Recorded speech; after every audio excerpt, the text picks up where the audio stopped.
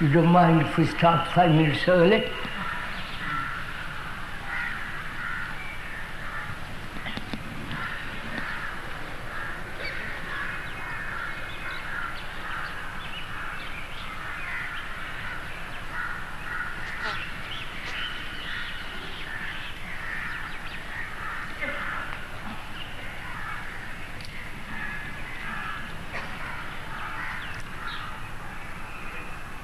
I suppose we must talk.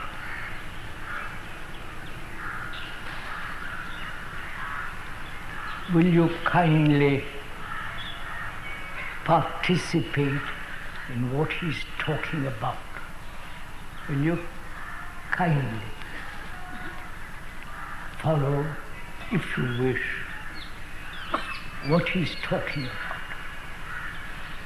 Not only follow, but together share.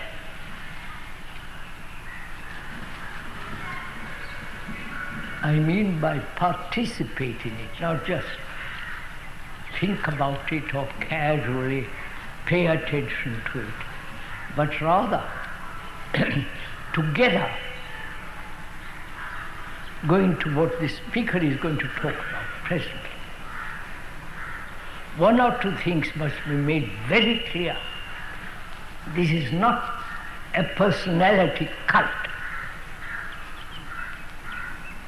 Right? The speaker is an abomination of all that. To worship somebody.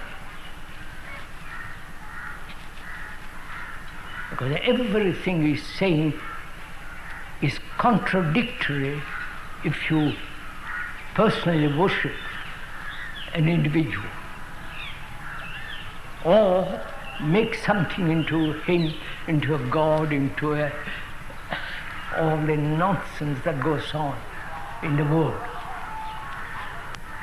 What is important is to listen to what he has to say, share it, not only listen, but actually participate in what he's saying. You may agree or disagree, which you are perfectly right to do. But since you are here and since the speaker is here, we are talking over together. We have talked about, I forgot. We talked about life, the very complexity of life, the beginning of life, we are going together. What is life? What is the origin of all this? The earth, the marvelous earth, the lovely evening, and the early morning sun, the rivers, the valleys, the mountains, and the glory of the land, which is being disseminated, spotted. So, what is the origin of all this? If you say God, then it's finished. Then you can trot along quite happily because you've solved the problem.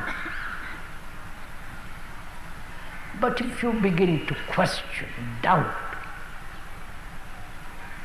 as one should, all gods, all gurus, I don't belong to that tribe. If you begin to question all that man has put together through a long evolution of 2 million years, from the beginning of the Sumerians and so on, the Hebrews, the ancient Egyptians, down the corridors of history, they have always asked this question: what is the beginning? What is the origin? How has all this come about? I hope you are asking that question. Don't just listen to me, to the speaker, with wide eyes, or with narrow eyes, or whatever eyes you have, but share it. Tear it to pieces. Don't please accept anything he says. He is not your guru, thank God. He is not your leader. He is not your helper. Right? So, that is the platform, that's the beginning of this talk. This very serious talk we're going to. And unless your brain is active, not just sit there and gaze, it's actually active. I'm afraid one is afraid that you won't be able to follow. Then it will be useless for the speaker and for you sit here and listen to a lot of words. But if we could, together, take a long journey, a very long journey, not in terms of time, not in terms of belief or conclusions or theories, but as we have examined very carefully the way of our lives, fear, uncertainty, insecurity, and all the inventions that man has made, including the extraordinary computers, and so on. If you take a long journey into this, where are we at the end of 2 million years? Where are we going? Not some theory, not some wretched book says, however holy it is. Where are we all going? And where have we begun? They're both related to each other. Where we are going, where we began. The beginning may be the ending. You understand? I don't know if you understand what I'm talking about. Don't agree. Find out. There may be no beginning and no end. And we're going to investigate into that together. Is that all right? Do you approve of all that? Doesn't matter if you approve or not. I'm good.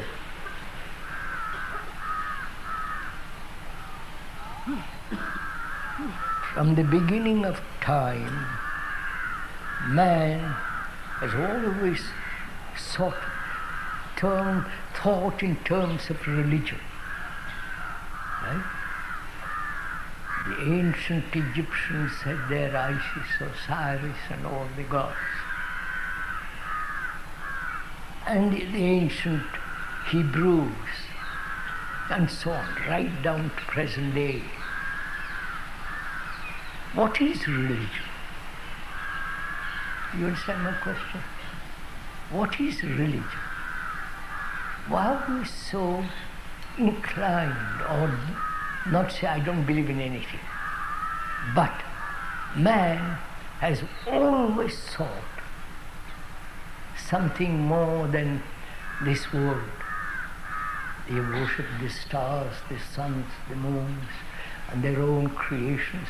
It has been a tremendous endeavor, effort, energy spent on ancient temples, mosques, and the churches, of course.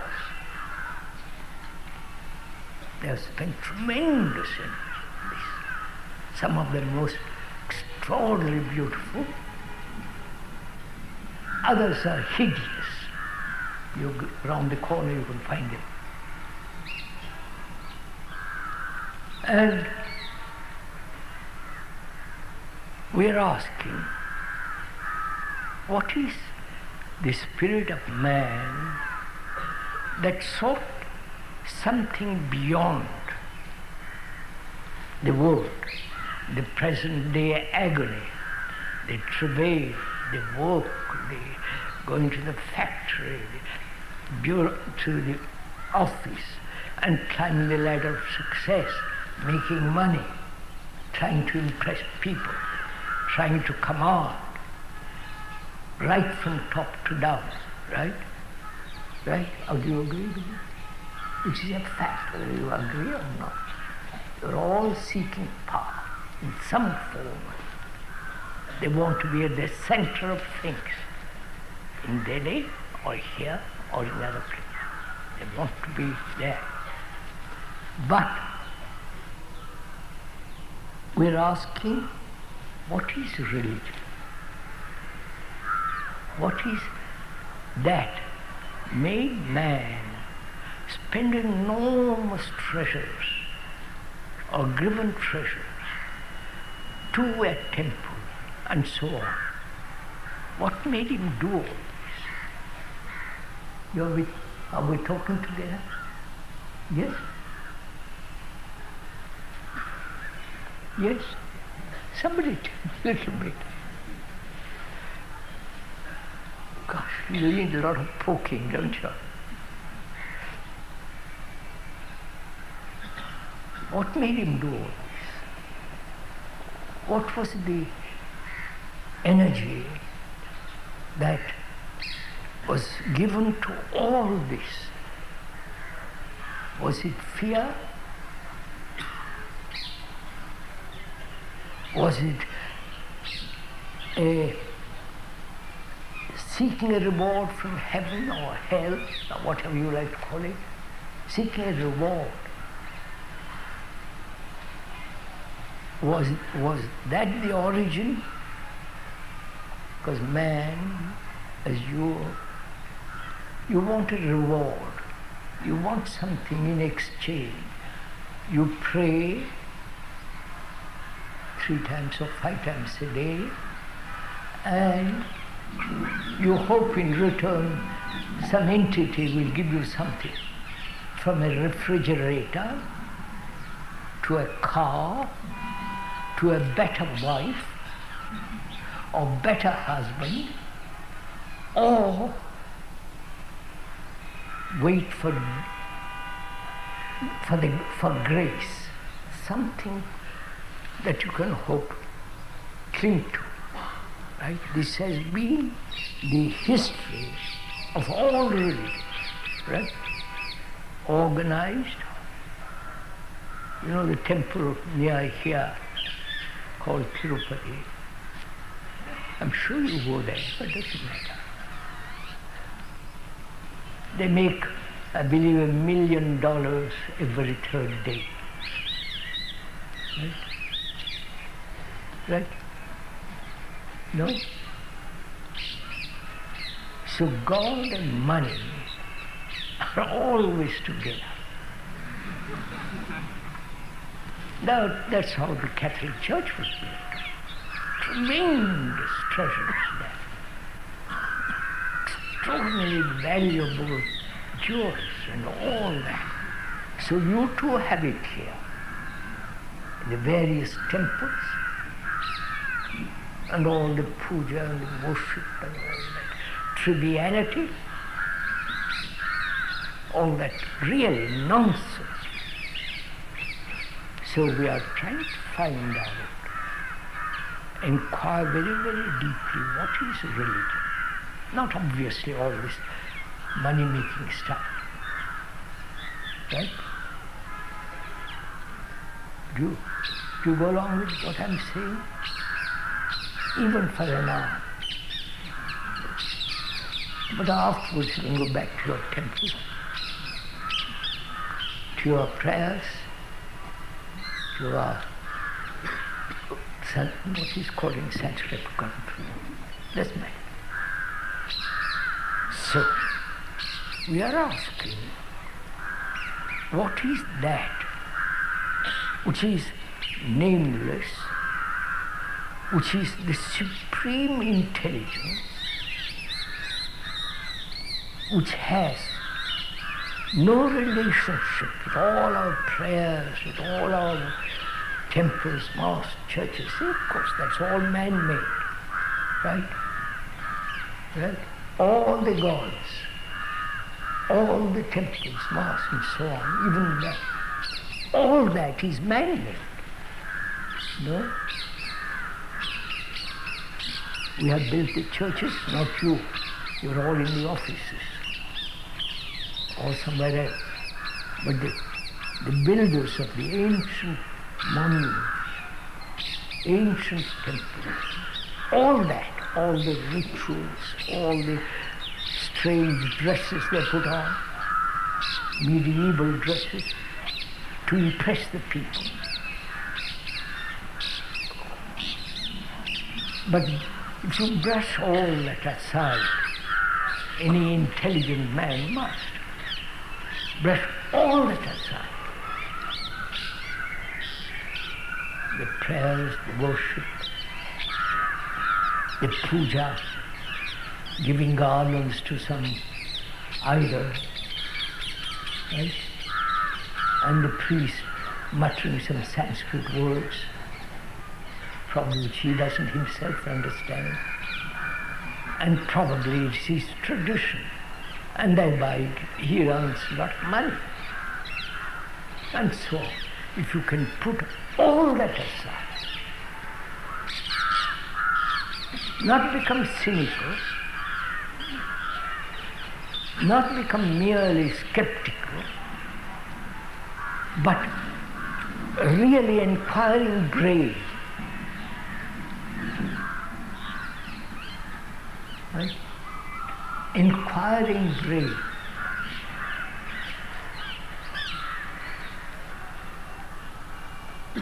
Have you got such a brain?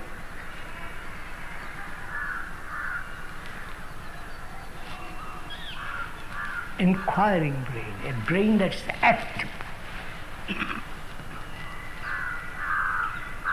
a brain that inquires into everything, not only outside, which the scientists are doing in their way, the world, the outside world. But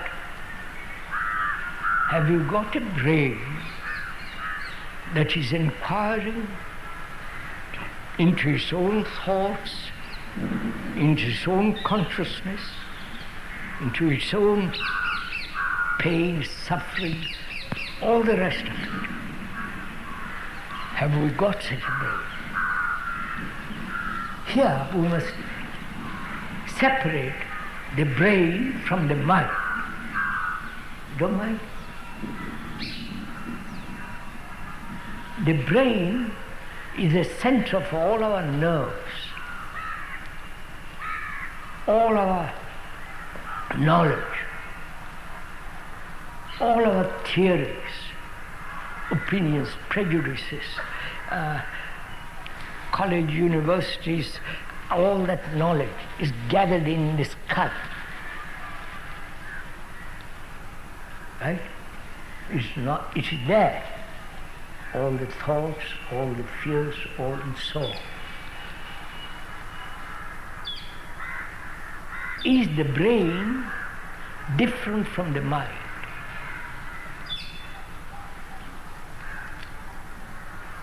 Don't look at me. I'm asking you a question. If you seriously pay attention to what the speaker asked, is there a difference between the brain, your brain, what is inside the skull, and all the knowledge you have gathered, not only of you, but your forefathers and so on, for 2 million years. It's all encased in that. So that brain will always be limited, right? Don't agree, sir. This is much too serious.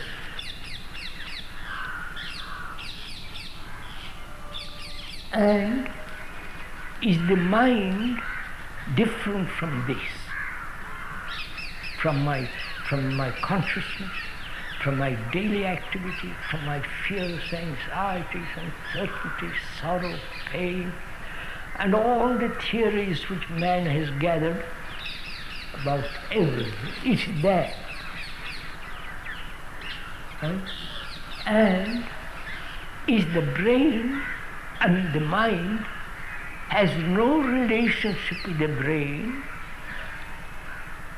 but it can communicate to the brain, but the brain cannot communicate with it.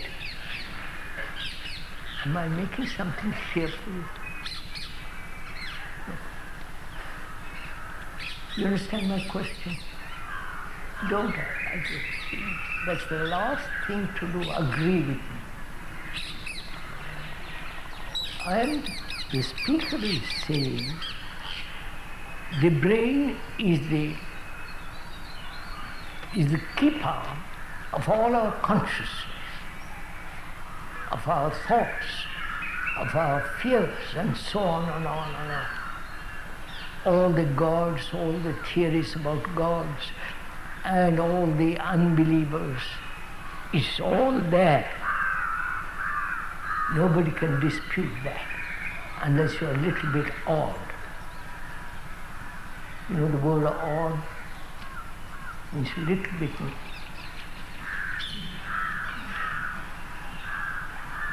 It's all there. But this brain, which is conditioned by knowledge, by experience, by tradition and so on, it cannot have any communication with that thing, with that mind, which is totally outside the activity of the brain. Now, I don't know if you'll accept this. Don't bother. Just think about it. Look at it. But that mind can communicate with the brain, but the brain cannot communicate with that. Because the brain can imagine infinite things. Brain can imagine the nameless. Brain can do anything. You understand? And that's too immense because it doesn't belong to you. It's not your mind, your etc., etc. So, we are going to investigate together. Please bear in mind always together.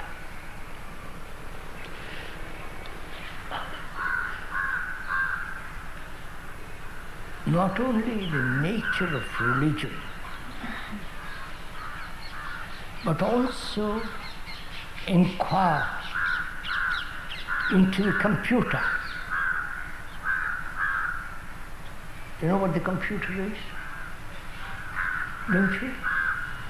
Yes. It's a machine. It can program itself. It can bring about its own computer. The father computer has its own son computer who is better than the father. You understand all that? No, you don't have to accept this. It's public. It's not something secret. So watch it carefully. That computer can do almost anything that man can do. It can invent all your gods, all your theories, your rituals. It will be better at it than you will ever be. So, the computer is coming up in the world, not only in the factories, but also it's going to make your brains something different, which is, you've heard of genetic engineering? Oh God, don't you hear all these things? Huh? They are trying to, whether you like it or not, to change your whole behavior. That's genetic engineering. They are trying to change your way of thinking. You understand what I mean? Oh, don't stare at me, sir. He's not. Will you go and sit somewhere else? Will you? Will you go and sit somewhere else? Because you are staring at me all the time. Sit there, sir, would you? It's only my eyes. I know, that's good enough. Would you sit there, sir? Good. Thank you. Will you? So, genetic engineering and the computer, right? When the two meet together, they're going to presently, in a couple of years, what are you? You understand what I'm asking? What are you as a human being? What are you? Your brains are going to be altered. Your way of behavior is going to be changed, right? They may altogether remove fear, remove sorrow, remove all your gods. And they're going to, sir, don't fool yourself. Because it all ends up either in war or in death. Right? So, This is what is happening in the world actually. Genetic engineering on one side and computer on the other. And when they meet, as they are inevitably going to meet, what are you as a human being? Actually, your brain now is a machine. You are born in India, and say I'm an Indian. You are encased in that. Or you are born in Russia, back again, and so on. You are a machine. Please don't be insulted. I'm not insulting. You are a machine who repeats, or says it's different. Machine, like a computer. Right? Don't imagine there is something divine in you. That would be lovely.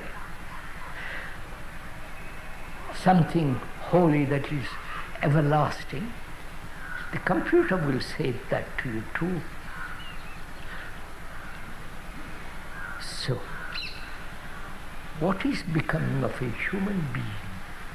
What's becoming of you? And we have to also to inquire. This is a very serious subject. Don't agree or disagree. Just listen. You can't take part in it. What is creation? You understand my question? You understand my question at least? Creation. Not the creation of a baby, that's very simple. Or the creation of a new something or other. Invention is totally different from creation. Invention is based on knowledge, right? I can improve, the engineers can improve the jet. The improvement is based on knowledge. And the invention is also based on knowledge. So we must separate invention from creation. Will you? No, sir, don't agree what. This requires your total energy, your capacity to penetrate, not just say yes.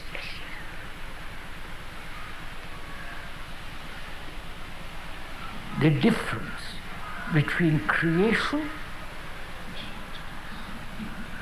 and invention. You understand the difference?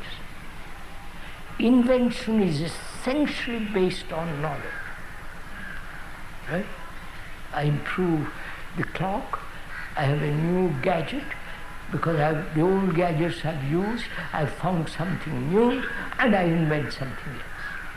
So all invention is based on knowledge, right? On experience. Inventions are inevitably limited because they're based on knowledge. Oh, God's sake, somebody wake up.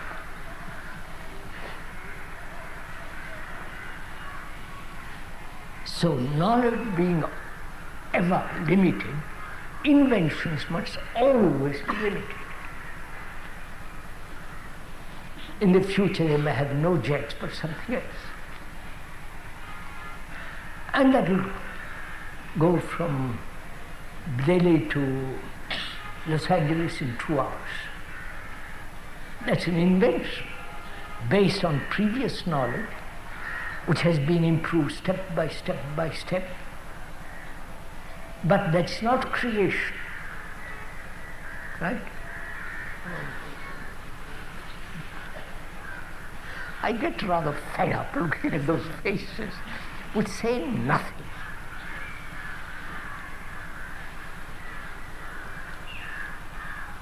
So what is creation? So what is life? You see, life in the tree, life in the little grass, life in the scientist, the life, not what they invent, what they do, but the beginning of life. I don't know if you understand it. Life, the thing that lives. You may kill it, but it's still there in the other thing. So we're asking, don't agree or disagree, don't nod your head, but see, we are inquiring into what is the origin of life. C'est d'accord? Vous êtes comme moi? I'm sorry. So, we're going to inquire into the absolute something that's really marvelous. Not a reward. You can't take it home and say, I'll use it.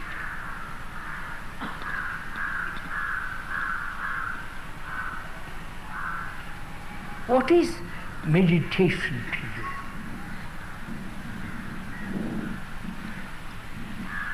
Would you kindly tell me, what is meditation to you? You meditate, some of you, don't you? No? Oh God, what? Some of you do, don't you? What is meditation? The word, which is a common language in the dictionary, it means to ponder over, to think over, and to concentrate, learn to concentrate on something, not let your brain wander all over the place. Right? Right? Is that what you call meditation? Be simple, Savitri. Be honest. That is what? Giving every day certain period of, and you go to your room quietly, sit down for 10 minutes, quarter an hour, or meditate. Right? Right? Do you agree with that, sir? No? Then what is meditation to you? Concentration? Thinking about something very noble? You can't answer all these questions. So we are going to first inquire, what is meditation? Any conscious effort to meditate, understand, is part of your discipline of the office. Because you say that if I meditate, I'll have a quiet mind, or I'll enter into another state, and so on and so on. The word meditation also means to measure. Right, sir? To measure, which means compare. My Lord. So, your meditation becomes mechanical, right? Because you are exercising energy to concentrate on a picture, an image, or an idea, and that concentration divides, right? You understand? Concentration is always division. No? I want to concentrate on that, but thought wanders off.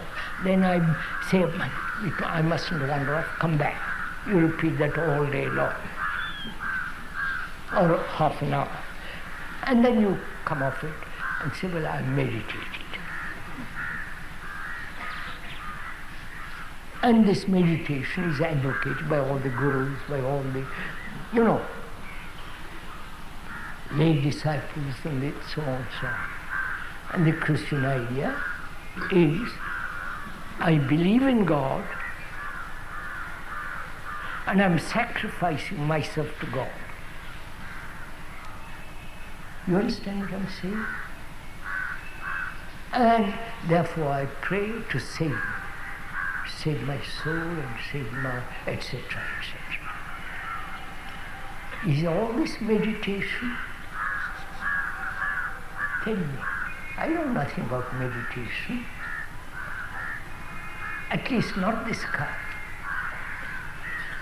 Will you tell me? Is this meditation?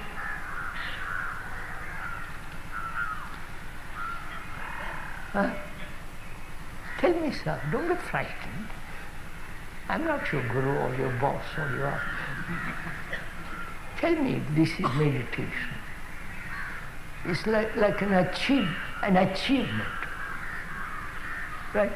It's an achievement. I meditate half an hour back through. I feel bright. Or is there a totally different kind of meditation? Right, sir? Totally different. I'm asking you. But since you won't answer, I must answer.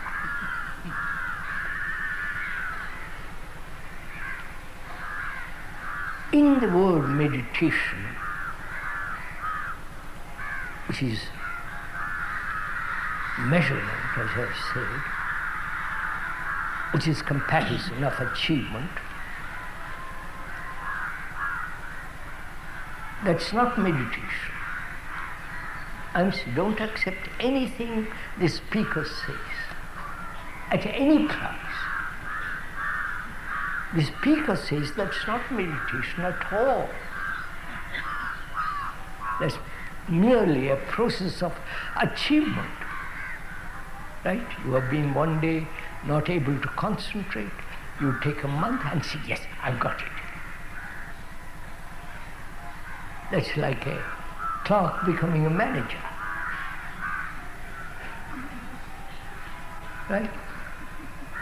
So, is there a different kind of meditation which is not effort, which is not measurement, which is not routine? Please pay attention to what I'm saying. Which is not mechanical. Is there a meditation in which there is no sense of comparison?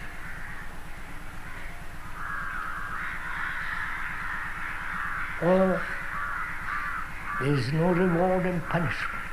You understand what I mean? So is there any meditation which is not based on thought, which is measurement, time and all that? You understand my question? No.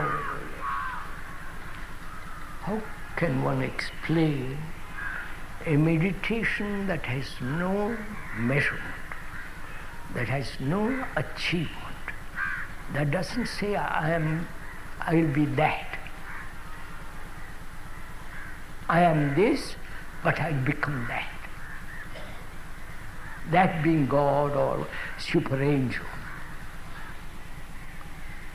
So, that requires, if I may point out, not for you to accept or deny, just pointing out. Is there a meditation which has nothing to do with will, with our energy that says I must meditate, which has nothing to do with effort at all?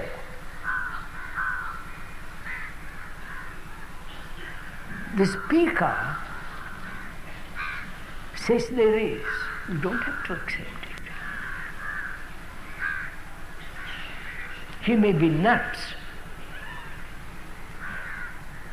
He may be talking nonsense, but he sees the logically, the ordinary meditation is self-hypnosis, deceiving oneself. And when you stop deceiving, stop all that mechanical process, is there a different kind of meditation? And unfortunately, the speaker says yes. That's not for you to say, yes, I'll agree, I'll meditate. You can't get at it through effort, through giving all of your energy to something. You can't, there is no, you understand? It is something that has to be absolutely silent. Don't achieve silence. Now, don't sit in meditation. Please don't do it, sir. You can't do it. First of all, begin very humbly. Very, very humbly. And therefore very gently. And therefore no pushing, driving. Say, I must do this. It requires tremendous sense of not only aloneness, but a sense of, I mustn't describe it. I mustn't describe it. Because then you'll go off on descriptions. If I describe it, the description is not the real. Right? The description of the moon or of the Himalayas, painted description, is not the Himalayas. Right? So, we'll stop describing.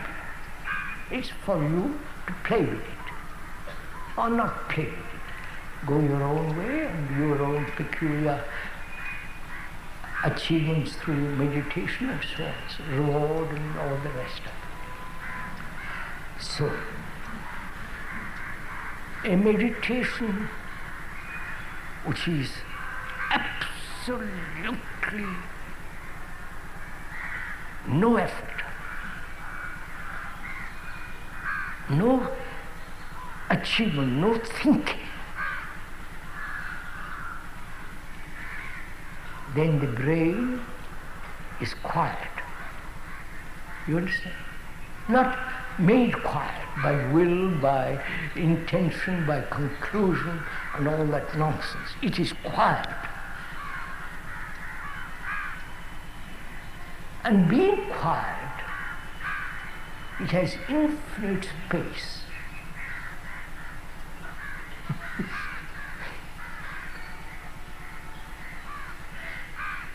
Are you waiting for me to explore?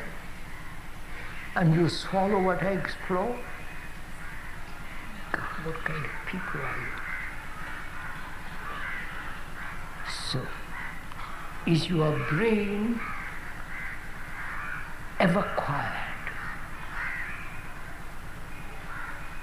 I'm asking you. Is your brain thinking, fearing, and your office work? You think about your family, what they will do, and your sons, your daughters. Thinking, which is time and thought. Is your brain ever quiet?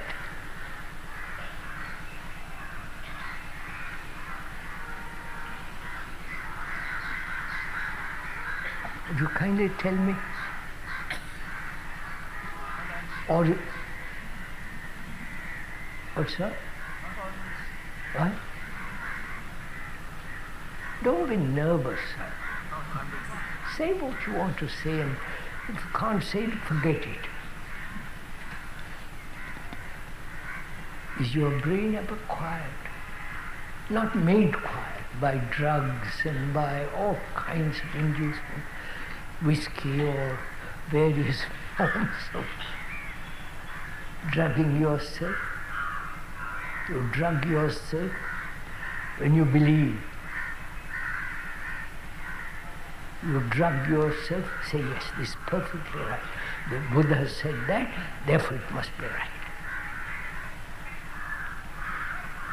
You are drugging yourself all the time, therefore you have no energy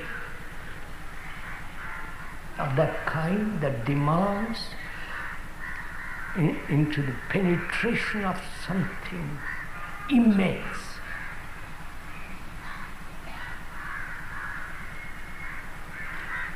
So we're going now back to find out what is creation. You understand? What is creation? Because which has nothing to do with invention, that's gone. So what is the creation, the origin, the beginning? What is life?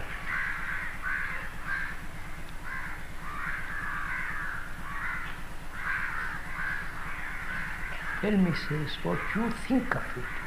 Tell me, what is life? Not going to the office and all the rest of it, sex and children, or no children, but sex and so on and so on. What is life? What gives life to that blade of grass in the cement? You understand?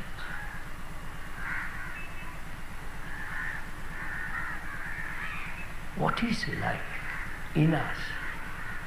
Not all the things that we go through, power, position, prestige, fame, or no fame, but shame. So that's not life. That's part of our mishandling of life. But what is life? You understand my question?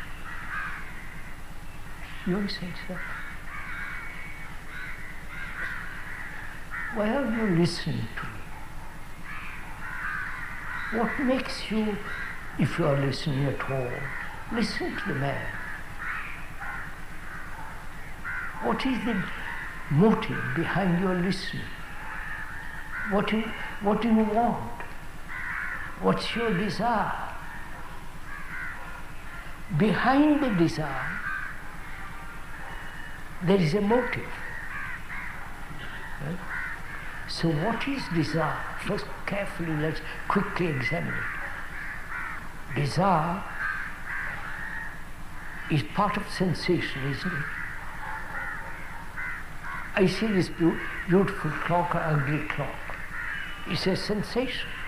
The seeing brings about a sensation. Right? This is normal, so don't. From that sensation, thought comes and makes an image of it. That is, I see this clock, rather nice, I would like to have it. The sensation of seeing, then thought coming and making the image of that sensation, at that moment, desire is born. It's very simple, right?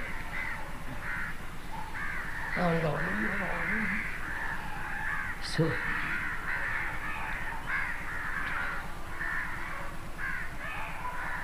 is there a brain, your brain, which is not muddled up, muddied by environment, by tradition, by society and all the rest of it?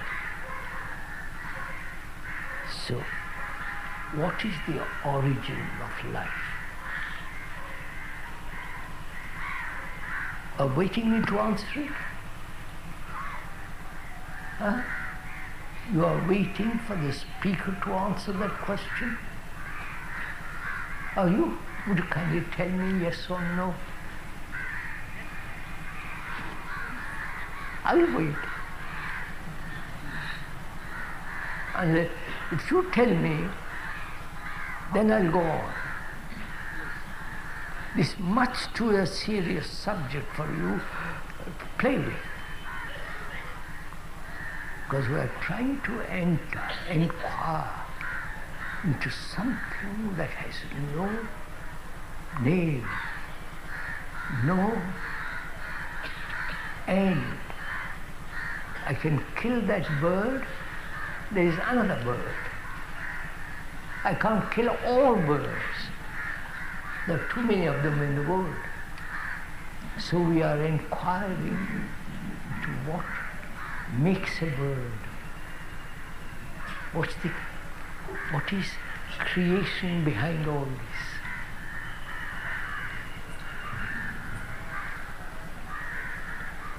Right? Are you waiting for me to describe it, go into it? Huh? Yes, sir? You want me to go into it? Why? What? To understand. What do you understand?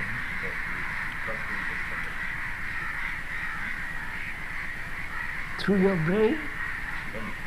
What? What is?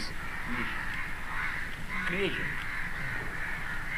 Why do you ask that? Because I asked.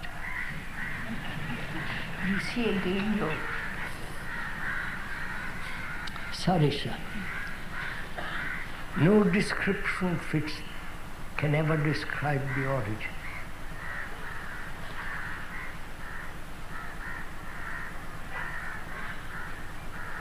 The origin is nameless. The origin is absolutely quiet. It's not roaring about, making noise. Creation is something that's most holy. That's the most sacred thing in life. And if you have made a mess of your life, change it. Change it today, not tomorrow. If you are uncertain, find out why and be certain. If you are thinking is not straight, think straight, logically. Unless all that is prepared, all that is settled, you can't enter into this world, into the world of creation.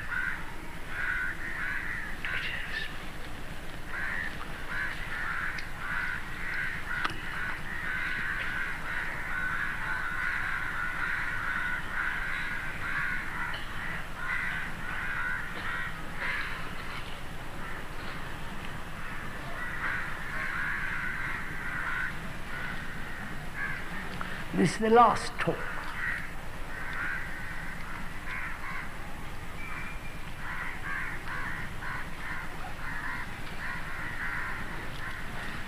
We won't sit together quietly for a while. All right, just sit quietly for a while.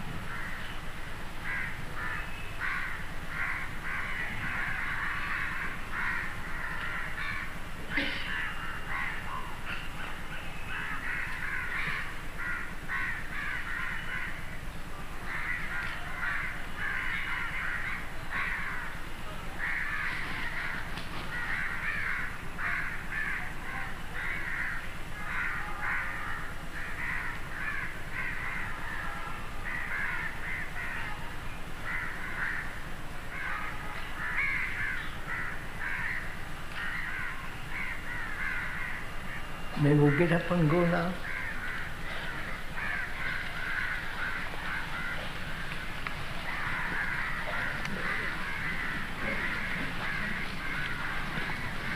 Slowly, slowly. Don't care.